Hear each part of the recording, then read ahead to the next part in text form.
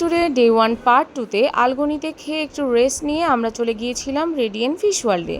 Video বেশি long হয়ে যাবে, এই জন্য আমি ট্রাই করছি আমাদের অ্যাক্টিভিটিসগুলো পার্ট করে তোমাদের সাথে শেয়ার করতে। জনপ্রতি 300 টাকার টিকিট কেটে আমরা রেডিয়েন্ট ফিশ ওয়ার্ল্ডে এন্ট্রি করি। যেহেতু আরাকা 3 ইয়ার্স, তাই আরাকার কোনো টিকিট লাগেনি, বাট 4 ইয়ার্স বেবিদের ক্ষেত্রে টিকিট মাস্ট। রেডিয়েন্ট ফিশ ওয়ার্ল্ডটা অ্যাকচুয়ালি বেবিদের জন্যই বেশি সুইটেবল। বেবিরা অনেক বেশি এনজয় করবে। বিভিন্ন নাম না জানা অনেক প্রজাতির সামুদ্রিক মাছ অ্যাকুরিয়ামে খেলা করছে, দেখতেই যেন ভালো লাগে।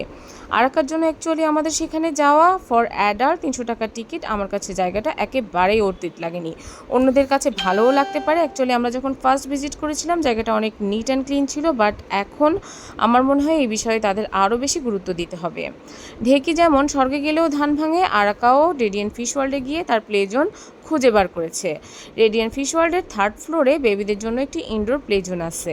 আরাকা সেখানে অনেক বেশি এনজয় করেছে। তোমরা যারা কক্সবাজার তোমাদের বেবিদের নিয়ে যেতে চাও, তারা অবশ্যই একবার হলেও রেডিয়েন্ট ফিশ ওয়ার্ল্ড জায়গাটি একটু ভিজিট করে দেখতে পারো।